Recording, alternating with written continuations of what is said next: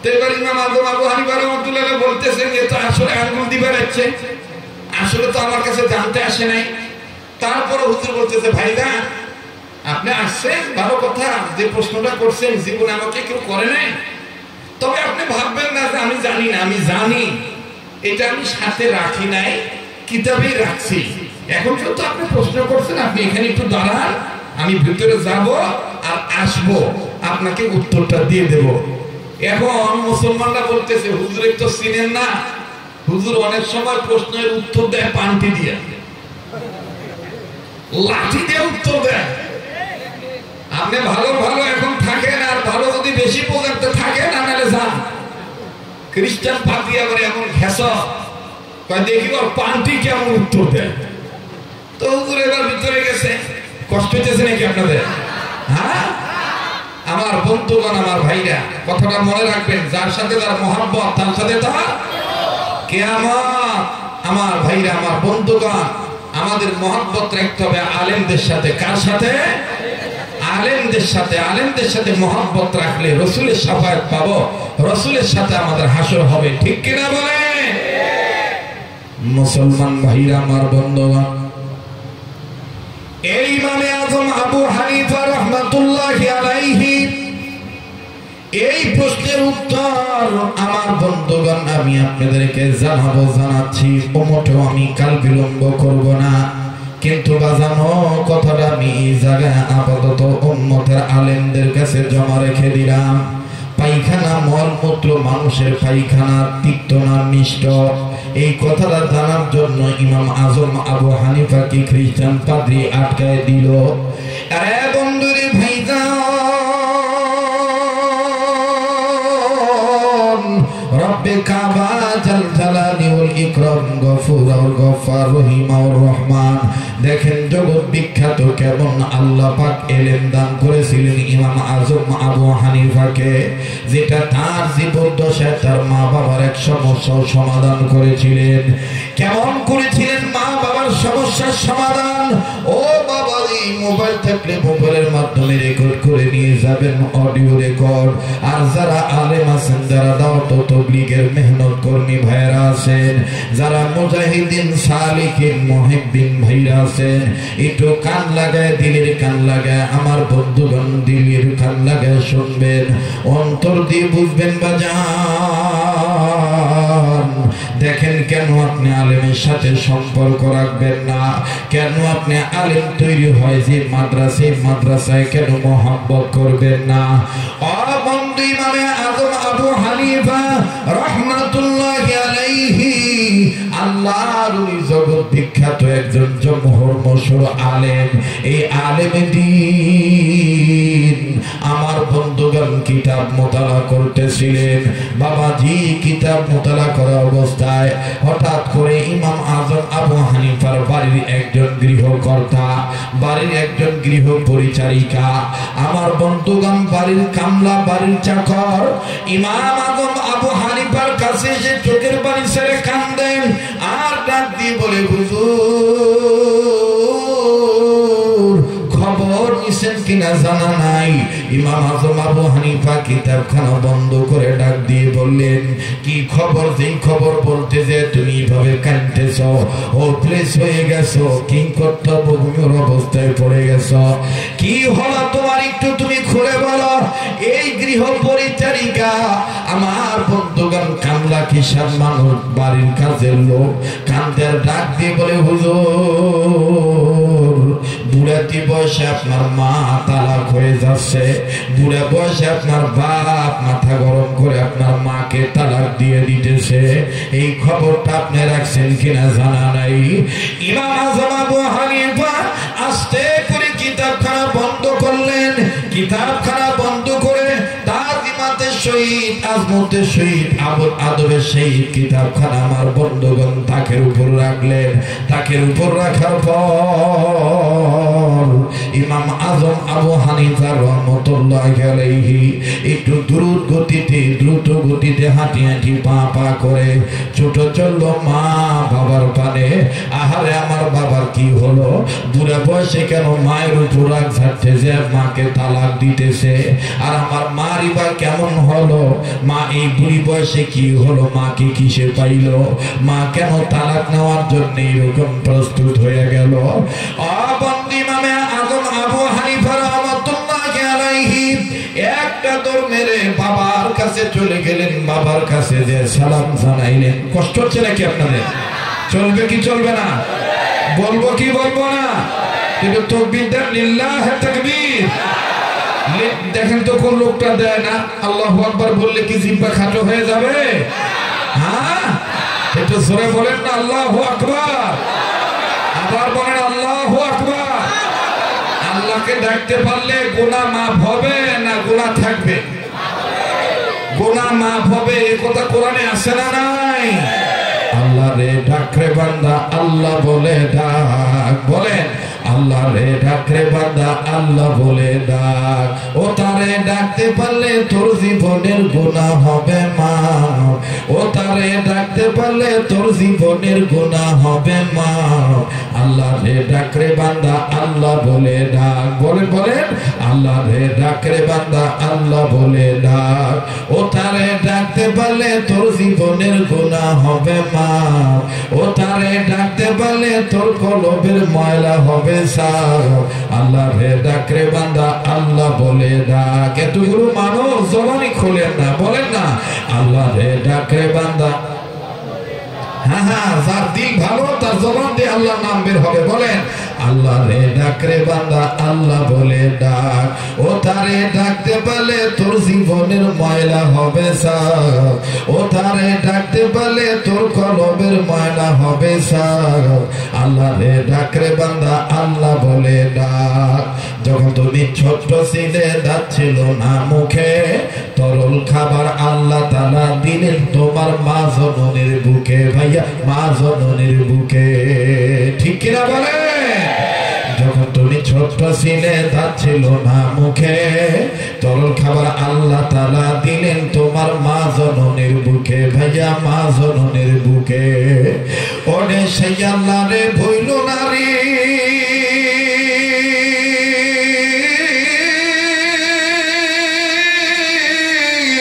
ওরে সেই আল্লাহ রে ভুইল না রে, জীবন থাকার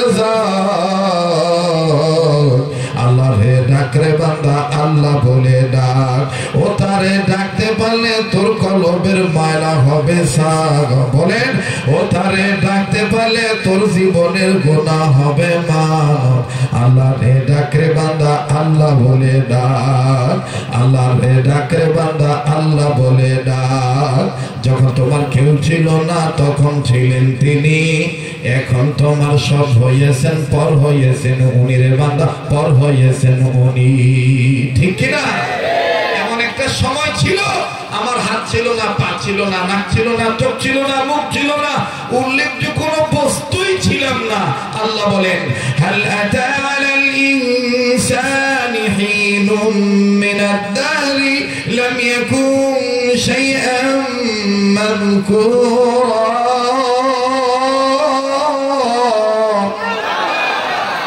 هل أتى على الإنسان حين من الدهر لم يكن شيئا مذكورا। তুমি উল্লেখযোগ্য কোনো বস্তুই ছিল না, তোমাকে আমি বস্তুতে রূপান্তরিত করেছি। তোমার এই সুন্দর সুরত এটা আমার দেওয়া। এই সব স্রষ্টার, সব সৃষ্টির স্রষ্টা আমি। الذي خلقك فسواك فعدلك، الذي خلقك فسواك فعدلك। কি আমি গান গাইতেছি না কোরআন তেলাওয়াত করতেছি?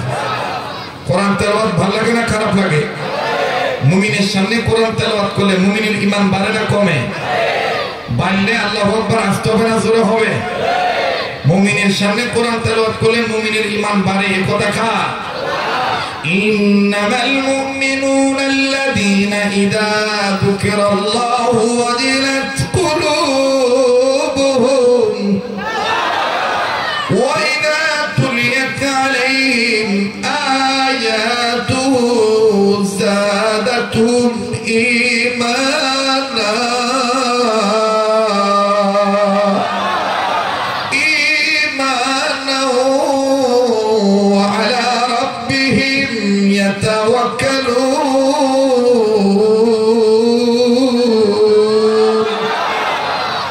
যাদের ঈমান বাড়ে তাদের জবান দিয়ে আল্লাহু আকবার জোরে হয় না আস্তে হয়? আল্লাহ বলেন মুমিনগণের সামনে যখন কোরআন তেলাওয়াত করা হয় মুমিনগণের দিল আমি আল্লাহর ভয় ভরে ওঠে, তাদের কাছে থেকে ঈমান বেড়ে যায়। কেননা এই মুমিনেরা সর্বাবস্থায় আমি রবের উপর ভরসা রাখে। সুবহানাল্লাহ। তাহলে যাদের ভরসা আল্লাহর উপরে, যাদের জবান দিয়ে ঈমান বাড়ে কোরআন তেলাওয়াত শুনলে তাদের জবান দিয়ে আল্লাহু আকবার আসতে হয় না জোরে হয়? একটু জোরে বলুন তো আল্লাহু আকবার। এতগুলো মানুষ সবাই বলেন রাস্তায় ও রাস্তার উপরে এই পাশে যে যেখানে আছেন আল্লাহ সবার বড়। শোনেন আল্লাহু আকবার জোরে বলার সুন্নাত। আর এই আল্লাহু আকবার যত জোরে বলবেন, জোরে বলতে যে যত দূর আওয়াজ যাবে তত দূর নূর ছড়াবে। আর এই নূর ছড়াইতে যে নূরের আওতায় যদি আপনার বংশের ময়মুরব্বির কবর পড়ে আল্লাহ পাক এই নেক আওয়াজের বরকতে আল্লাহ পাক আপনার বংশের ময়মুরব্বিদের কবর আযাব মাফ করে দিবে। একটু বলেন তো আল্লাহু আকবার। আবার কোন আল্লাহু আকবার। তাহলে সুন্দর সুরত দিছে কে? আমাকে বস্তুতে রূপান্তরিত করছেন কে? আমাকে আহসান পদ্ধতিতে বানাইছেন কে? আল্লাহ কুত্তা বানায় আহসান বলেন নাই, বিড়াল বানিয়ে আহসান বলেন নাই, শ্রীগাল বানিয়ে আল্লাহ আহসান বলেন নাই, আল্লাহ তাআলা ইঁদুর বাদুর বানিয়ে আল্লাহ আহসান বলেন নাই। আল্লাহ শুধু ইনসানের ক্ষেত্রে, আদমের ক্ষেত্রে আল্লাহ আহসান শব্দ ইউজ করেছেন। আল্লাহ বলেন লাকাদ খালাকনাল ইনসানা ফি আহসানি তাকওয়িম। বলেন আল্লাহু আকবার। সে আল্লাহ এখনো আছে না নাই? আমার ভাইরা, আমার বন্ধুগণ, মুসলমান বাবাজিরা আমার, যেই কথা বলতেছিলাম ইমামে আজম আবু হানিফা রাহমাতুল্লাহি আলাইহি দৌড়ে বাবার কাছে আসলেন সালাম জানাইয়া। বাবা দিন সালামের জবাব দিয়ে বললেন বেটা কি চাই কি বলবা? ইমাম আজম ডাক দিয়ে বলতেছেন আব্বা, বাড়ির লোকের কাছ থেকে শুনতে পারলাম, জানতে পারলাম আপনি নাকি মা জননীকে তালাক দিয়ে দিতেছেন, আপনার বিবিকে নাকি আপনি তালাক দেওয়ার সিদ্ধান্ত নিয়েছেন। ডাক দিয়ে বলে কথাটা আমি বলবো না, তোর মার কাছে যে জিজ্ঞেস কর ঘটনা কি করছে, এটা আমি বলবো না, তুই যে তোর মাকে বল। আরে বাবাজি, ও নওগাঁ জেলার রানীনগর থানার অত্র অঞ্চলের বাপ ভাইরা একটু খেয়াল করে শুনবেন বাবা। অল্প সময়ের মধ্যে স্বল্প কথা বলে আমি কোরআন হাদিসের সহি গল্প বলে বিদায় নেব। একটু বাজানে দিক সেদিক নজর দিবেন না। ইমাম আজম আবু হানিফা বললেন আব্বা আপনি বললেই তো পারেন, মায়ের কাছে কেন পাঠাইতেছেন বুঝলাম না। বলে ঘটনাটার সূত্রপাত আমি বলবো না, তোর মা বলবে। এইবার ইমামে আজম ডাক দিয়ে বললেন আপু, মা বলুক আর না বলুক, তবে আমার একটা অনুরোধ হলো আব্বা, আব্বা আমার মা জননীকে বুড়াতি বয়সে বিদায় দিবেন না, তালাক দিবেন না। আমি আপনাই বলি গো আব্বা, আব্বা ঘটনা কি হয়েছে আমাকে একটু খুলে বলেন তো বাবা। বাবা আবার বলে বেটা বলছি মার কাছে যা, আমি বলবো না। এবার বাজান ইমামে আজম আবু হানিফা রাহমাতুল্লাহি আলাইহি এমন ভাবে কৌশল করে হাঁটি হাঁটি পা পা করে মার পানে ছুটে আসলেন। এসে দেখেন বুড়ি মা, বৃদ্ধ মা কাঁদতেছে। ব্যাপার কি? বৃদ্ধা মহিলা কান্দে। এবার ইমামে আজম চোখের পানি ছেড়ে দিয়া মা জননীর কাছে এসে সালাম দিয়ে বললেন মা গো, মা গো তুমি কান্দো কেন? তুমি আমারে বলো মা, ঘটনা কি সত্যি নাকি আব্বা তোমাকে তালাক দিবে?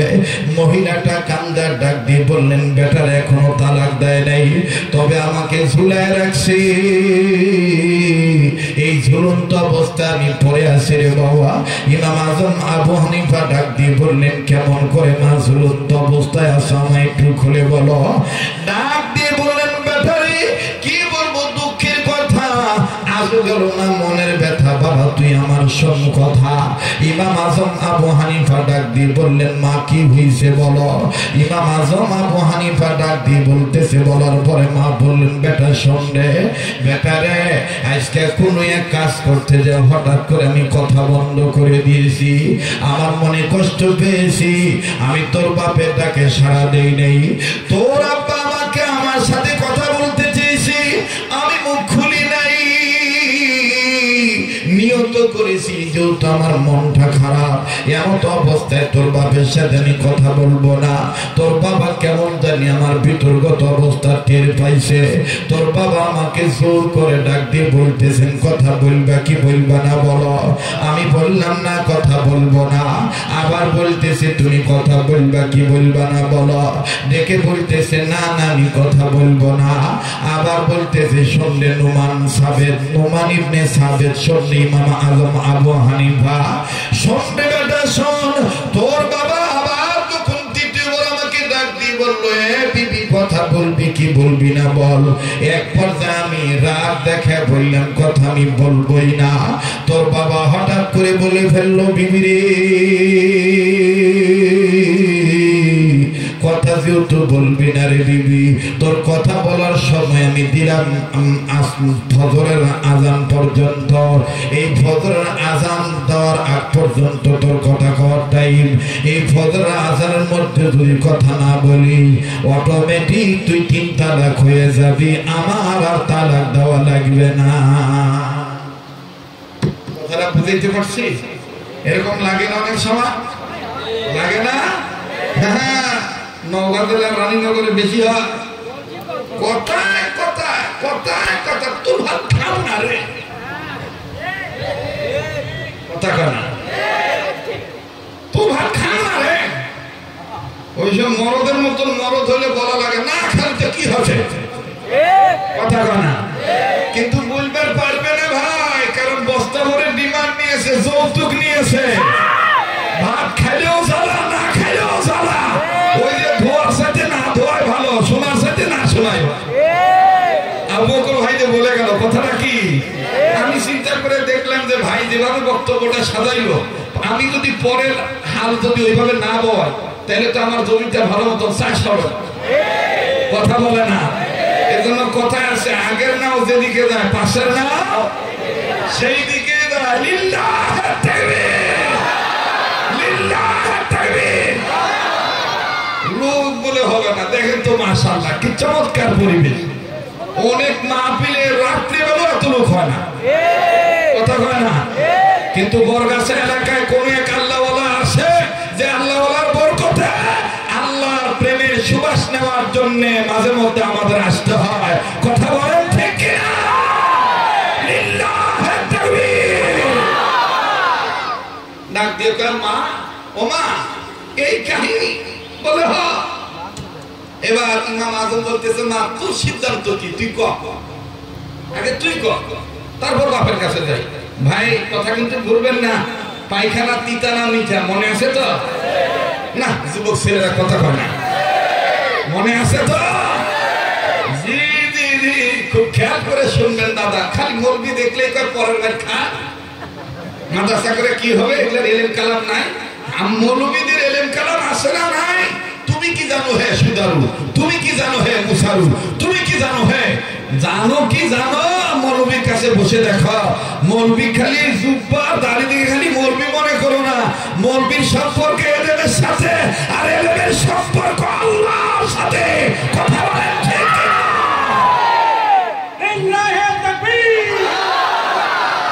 মৌলবী আছে বিদায় এখনো দুনিয়া টিকে আছে।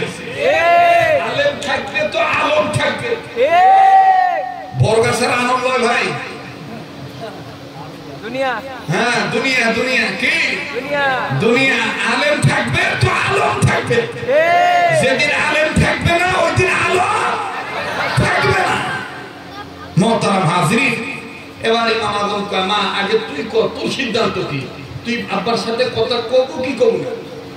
আব্বা তো বলেই ফেলছে ফজর আজান পর্যন্ত টাইম, ফজর আজান দেওয়ার আগ পর্যন্ত তোর কথা কর টাইম। যদি কথা না বলিস ফজর আজান যদি দিয়ে দেয় তাহলে অটোমেটিক তুই মা 3 তালাক। এখন তো আব্বার কাছে আমার যাওয়ার আর রাস্তা নাই, আব্বা তো যা বলার বলেই দিছে। এখন মা তুই কর, তুই কি করবো? বাবা মিয়া শরীফ বলে রাগ ভাই, যদি মনে করেন দেখনি আর শিয়ানা সুর থাকে তাহলে ওই মিয়া মানুষ যদি দেখে যে সোর বাড়িতে নাই তাহলে থাকে একরকম ভাব। আর যদি সোর বাড়িতে আসে তখন দেখবেন সোলে পক্ষে নেওয়ার জন্য স্বামীকার স্বামী মানে না, স্বামী যেভাবে সাহায্য করা লাগে সেভাবে সাহায্য করে, কথাই খবর চায় না বলে। তো ইমাম আজম আবু হানিফার মা চিন্তা করে দেখলো যে বেটা মনে আমার পক্ষে, এবার ডাক দেখায় ফজর আজান কে তোর বাপের কাজ, সূর্য উঠে আবার ডুববে, তাও কথা কম না। ওই বুড়া শুনে শুনে করছে। মিয়া মানুষের ভাই ঘুম আসে না ভাই? আপনারা যেভাবে কথা বলতেছেন তাতে মনে হয় জীবনে আপনাদের সংসারে ঝগড়া ফাসাদ লাগে। দুধের ধোয়া তুলসী মাথা আপনারা কোমরা বাদ দিব, চলবে কি চলবে না? এবার শুনে শুনে ইমাম সাহেবের বাপে শুনে শুনে বলতেছে তোর বাপে কস ফজরের আজান কে, সূর্য উঠে আবার ডুববে, তাও কথা কব না। বুড়া বয়সে তালাক দিয়ে ঘরের বাড়ি যাবো।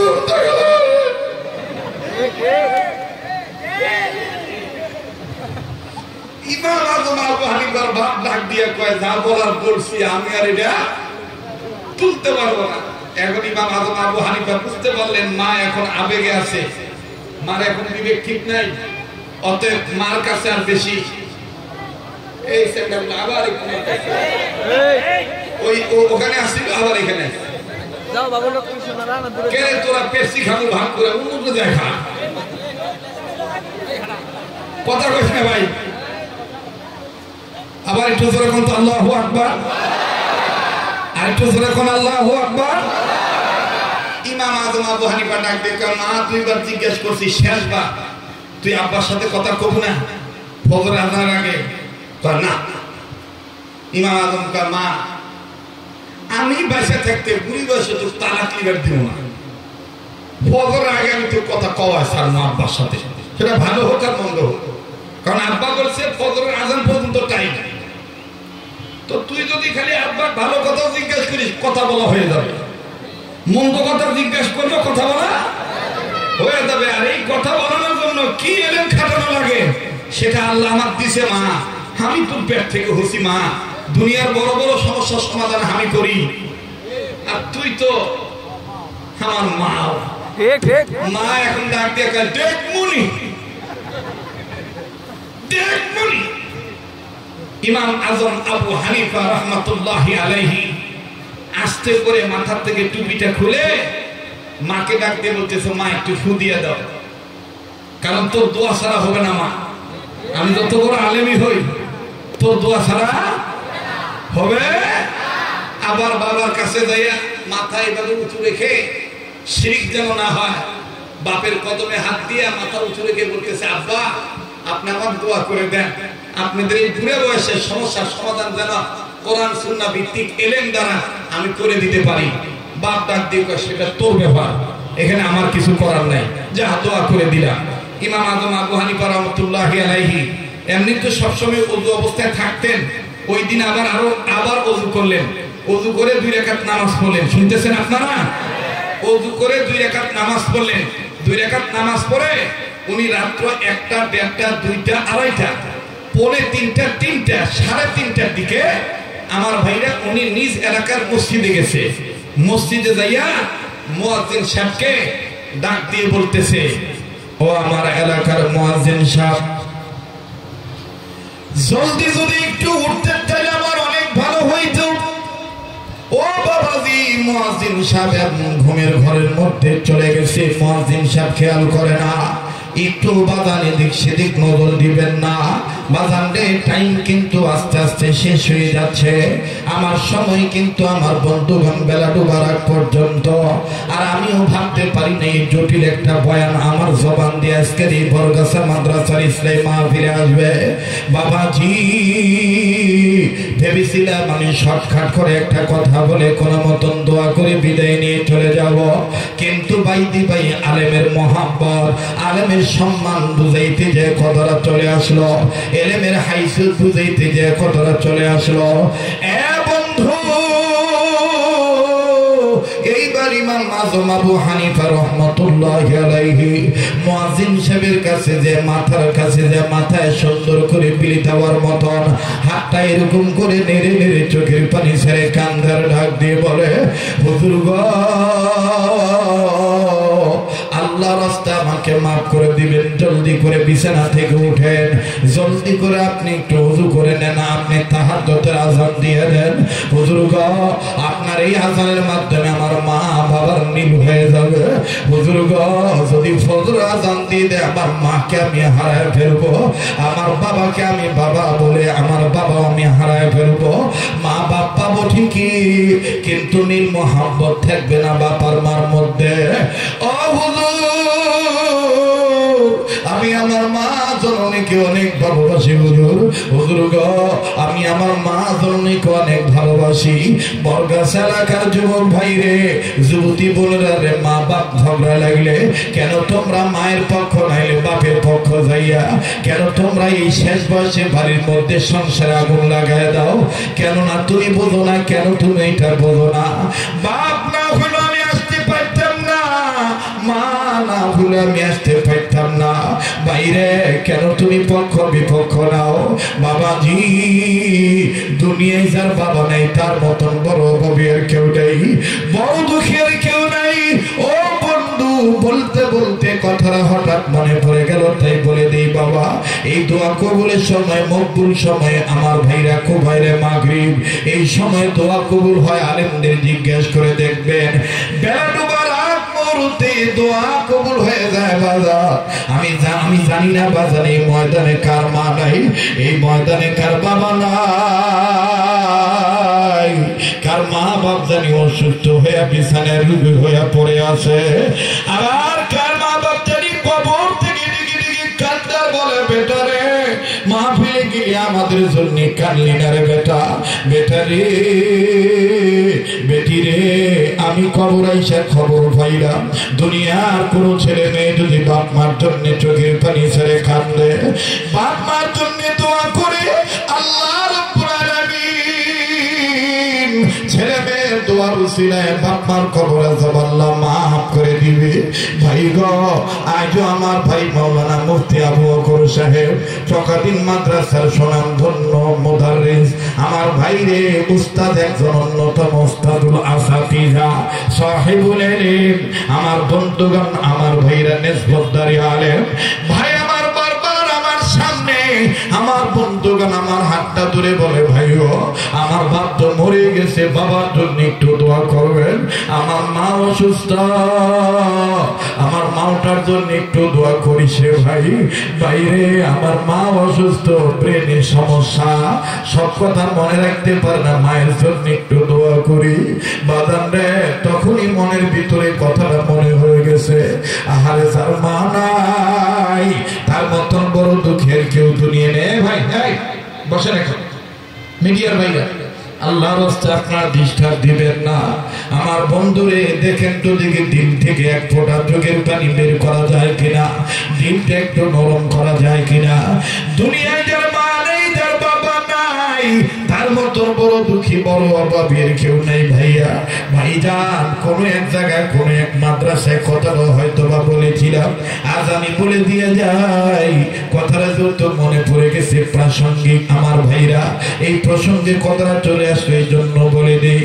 আর যুবক, কোন বাপে তুই পুরে কুয়ে গালি দেশ, কোন মারে তুই পুরে কুয়ে গালি দেশ রে বাবা, একটু খেয়াল করে সব। এই পাগলের সাথে দোয়া করলে ঠকবি না, এই পাগলের হাত ধরলে ঠকবি না রে ভাই। দাবি করে এখনো বলতে পারি আমার গা থেকে মদিনার গ্রাম পাওয়া যাবে, কেননা দীর্ঘ 1 মাস রমজানুল মুবারক, এরপরে আরো 3-4 দিন আমি মক্কা মদিনায় ছিলাম, মাত্র 2 দিন আমি সোনার মক্কায় ছিলাম, আর বেশিরভাগ সময় আমি সোনার মদিনায় ছিলাম।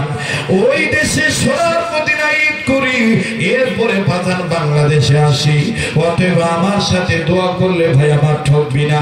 এই হাতটা দিয়ে আমি বারবার কাবা ধরি, এই হাত একজন যোগ্য আল্লাহওয়ালা হাতের সাথে লাগানো, হাত হুসেন আহমদ মাদানির সাথে লাগানো, আবার সেই হুসেন আহমদ মাদানির হাত রশিদ আহমদ গঙ্গির সাথে লাগানো, আবার রশিদ আহমদ গঙ্গি রহমতুল্লাহ হাত হাজী আমদাদুল্লাহ মহাজের মক্কি রহমতুল্লাহর সাথে লাগানো। এইভাবে লাগতে লাগতে হাসান বসরি রহমতুল্লাহর সাথে লাগানো, হাসান বসরি রহমতুল্লাহর হাত লাগতে লাগতে হযরত আলীর সাথে লাগানো, আর হযরত আলীর হাত আমার আপনার নবী মুহাম্মদুর রাসূলুল্লাহর হাতের সাথে লাগানো। কাশী বাজারে পাগলের হাত ধরলে ঠকবেন না। ও বন্ধু, মুনাজাতের পরে যাওয়ার সময় একটু মুসাফা করে যাবেন বাবা। দাবি করে বলতে পারি আপাতত মস্তক কোনো রোগ নাই, কোনো বালাই নাই, কোনো ধরনের কোনো আমার ভাইরা কোনো ভিতরে পাটপাতি কোনো এখনো কেন হয় নাই। আজকে দীর্ঘ প্রায় 27 বছর 28 বছর ধরে মাইকের সামনে কথা বলি, আজ পর্যন্ত আল্লাহ পাক সশরীরে সুস্থতার সহিত রেখেছেন। যেমন কণ্ঠের আওয়াজ তেমনি বাজান দৈহিক শক্তি আল্লাহ ভাবে ঠিক রেখেছেন। আমার ভাইরা উন্নতির চেয়ে অবনতি হয় না, এটা শুধু একমাত্র আল্লাহর দয়া আর ওলি আল্লাহর দোয়া আর আপনাদের অন্তরের ভালোবাসার বাবা।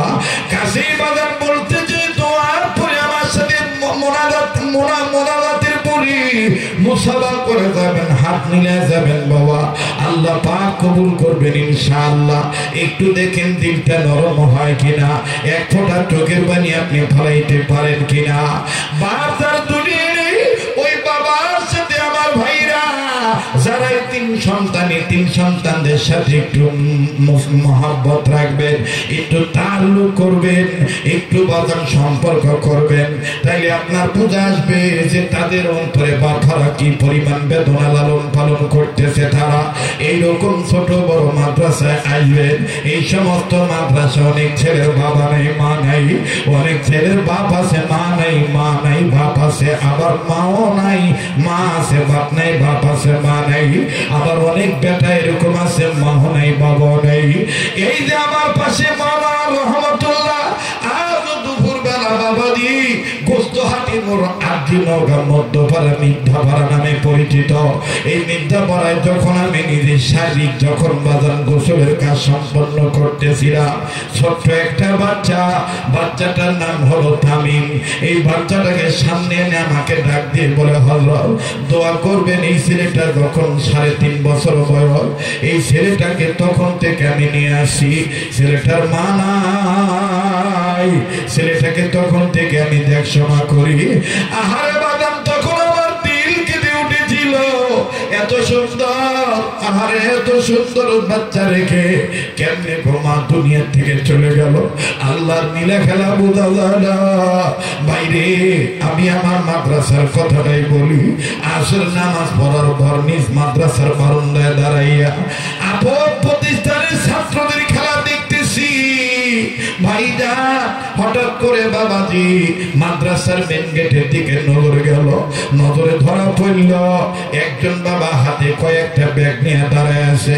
ব্যাগের ভিতরে ছোট্ট ছোট্ট মালটা আপেল কমলা দেখা যায়, আরো চানাচুর বিস্কিটের প্যাকেট দেখা যায়। কোন বা ছেলের সাথে দেখা করার জন্য বাপ দাঁড়ায় আছে। ও বাদাম দেখতে দেখতে হঠাৎ করে ছাত্রদের মধ্য হতে একটা ছাত্রের গায়ে লক্ষ্য করে দেখলাম গায়ের গেঞ্জি ঘামের পানিতে ভিজা, আর সর্বঙ্গে কেমন জানি ধুলাবালি ময়লা চটচরিত। বাইরে হঠাৎ করে এই ছাত্রটা বাপকে দেখার পরে টুপি সুদা করে ছাত্র ভাইদেরকে ডাক দিয়ে বলে, আমি আর আজকে খেলবো না, ওই যে আমার আব্বু আসি, আমি আমার আব্বুর কাছে যাই। বাজান রে, এই ঘামের পানিতে ভিজা গেঞ্জি নিয়ে ময়লা শরীর নিয়ে বাবার পানে দৌড় মারল। বাপকে দেখলাম, আরে কোন বাপের তুই আমি বুড়া কুয়া গালি দি। এই বাপ আমার বন্ধুগণ ময়লা কাপড় দিকে দেখলেন না, বাপ যাহা মাত্র দেখলেন বাসা আমার দৌড় মারছে বাপের দিকে। বাপ হাতে টুকরা নিচের দিকে ধুইয়া দুই হাত বাড়াইয়া ডাক দিয়ে গায়, বাপা অনেকদিন ধরে বুকে নেই না। বাইরে লোকটা ছিল ড্রাইভার মানুষ, এই ড্রাইভার অবস্থায় সে বেশি আসতে পারে না মাদ্রাসায়। 2 মাস 3 মাস পর সে মাদ্রাসায় আসে। ও বন্ধু, এইবার ছেলেটার কাছে গেল, ছেলেটা কয়, আপু আমার কাপড় ধোয়া না, কাপড় তারপরে ময়লা ঘামের পানিতে ভিজে আছে আব্বা আব্বা অঙ্কে আমার ধুলাবালি ময়লা লাগানো বাপ টান দিয়ে একবার শোনো তোর গায়ে ময়লা তাতে কি হয়েছে আয় বাবা আয় বাপু আয় তুই আমার বুকে আয় বুকে টান দিয়ে নিয়ে কপালে সোনা দিল আব্বুকে গালে মুখে সোনা দেয় বাবাজি ছেলেটাও আমার ভাইরা বাপের কান্না কান্না ভাব নিয়ে কয় আব্বু কতদিন ধরে তোমার দেখে না আব্বু আব্বু তুমি সাবধানে গাড়ি চালাইবা তোমার কিছু হয়ে গেলে আমি কারে আব্বু বলে ডাকবো এই বাপ বেটার আদরের দৃশ্য দেখা দেখতেছি বড় ভালো লাগতেছে কিন্তু বাদাম হঠাৎ করে একই মারণ দেয় আর একটা ছাত্র 11-12 বছরের ছেলে আমার জানা ছিল না যে বাচ্চাটার বাবা নাই এই ছাত্রটা ওই বাপ বেটার আদর দেখে চোখের পানি ছেড়ে কান্দার ডুকরি ডুকরি কান্দার আল্লাহকে ডাক দিয়ে বলে আল্লাহ আমার বাপকে নাই আমার আব্বাকে আর কোনোদিন আসবে না আমার বাইরে ছেলেটার কাছে যা ডাক দিয়ে বললাম বাবা বাবা তুমি কান্দো কেন তোমার কি বাপ নাই ছেলেটা কান্দার ডাক দিয়ে বলে হুজুর আমার আব্বা ছিল 2 মাস আগে আমার আব্বা রোড অ্যাক্সিডেন্টে মারা গেছে আজ তাইলে তুমি কান্দো কেন ডাক দিয়ে বলে হুজুর এই ভাইয়ার আব্বার আদর দেখে আমার আব্বার কথা মনে হয়ে গেছে হুজুর আমার আব্বা তো আমার মতন আমার জন্য এই ভাইয়ার আব্বার মতন বিস্কিট চানাচুর প্যাকেট নিয়ে আসতো হুজুরদের কাছে বলে আমারে নিয়ে দোকানে নিয়ে কতগুলো করে দিত আরে আমার আব্বু কি আর আসবে না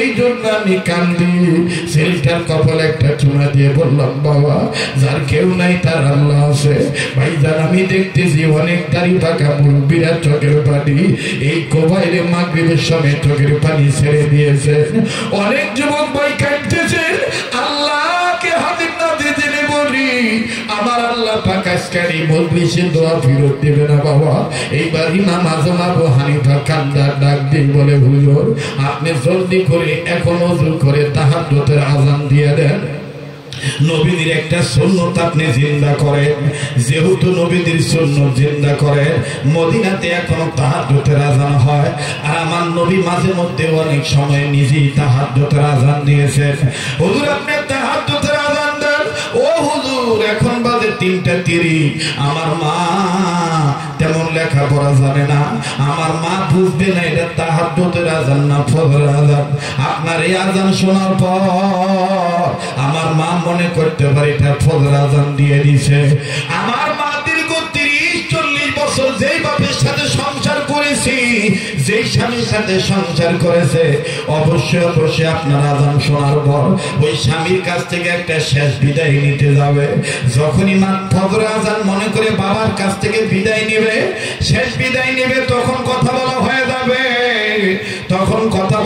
যাবে তখন আর তালাক হবে না ও হুজুর আপনি আযান দিয়ে দেন মুয়াজ্জিন সাহেব ডাক দিয়ে কয় হুজুর আপনি জগৎ বিখ্যাত আলেম তাহাজ্জুদের আযান দিতে বলছেন সমস্যা নাই কিন্তু হুজুর এখানে একটা কথা না বললে হয় না হুজুর এই এলাকার মানুষ ভালো না জিন্দেগিতে এই রাত্রিতে তাহাজ্জুদের আযান দেই নেই মাইকে আজকে যদি মাইকে তাহাজ্জুদের আযান দেই হুজুর গো আমার চাকরি নাও থাকতে পারে দেখেন বাদাম তারপরে কি হলো অবশ্যই আমি বলবো কিন্তু বাজার মাত্র 2-4 মিনিট কোবাইলে মাগরিব বাজারের সময়ের আগে যে হাতটা দিয়ে বারবার কাবা ধরেছি বাবা এই হাত আমি আপনাদের কাছে বিছাইলাম নগদ 60 বস্তা সিমেন্টের অর্থ আমি একটু আপনাদের কাছে চাই বাবা আবার এই যে কদিন পরে মক্কা মদিনায় চলে যাব আপনাদের জন্য দোয়া করব আমি ভুলবো না ভাইজা ওই মা দরদে হইয়া বাবার দরদে হইয়া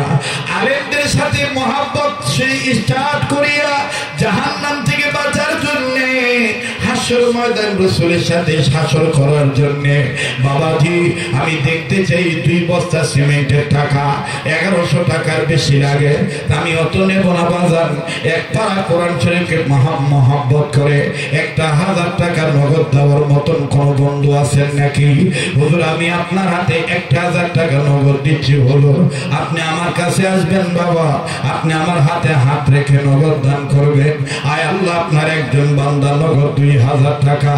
আল্লাহ আমার আর এক ভাই 500 খান টাকা নগদ। আমি 60 বস্তা সিমেন্টের অর্থ আপনাদের কাছে নগদ চেয়েছি। তবে রে বন্ধু, এই ময়দানে বাকিতে আমি 100 বস্তা চাই বাবা। এই আমার বন্ধুরে এই মাদ্রাসার ইস্তেঞ্জাখানা, গোসলখানা, পায়খানা, পেশাবখানা নির্মাণের জন্য, আমার ভাইরা কাজ করার জন্য 1 বস্তা, 2 বস্তা, 5 বস্তা, 10 বস্তা সিমেন্ট দিবেন। আয় আল্লাহ, আপনার একজন বান্দা নগদ 2000 টাকা।